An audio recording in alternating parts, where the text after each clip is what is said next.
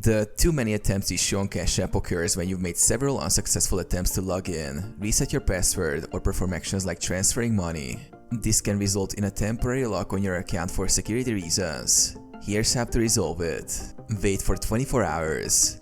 Cash App typically locks your account for 24 hours after too many login or transaction attempts. During this time, avoid trying to log in or make changes to your account, as it can extend the lock period. Clear cache and data. Clear the app's cache or data on your phone. This can help resolve any bugs that may be affecting your login attempts. On Android, go to Settings, Apps, Cash App, Storage, and select Clear Cache and Clear Data. On iPhone, reinstall the app to clear any accumulated data. Ensure correct login credentials. Double-check your username, email, and password to ensure they are correct. If you've forgotten your password, reset it using the Forgot Password option. Contact Cash App support. If the issue persists after 24 hours, contact Cash App support through their app or visit their website.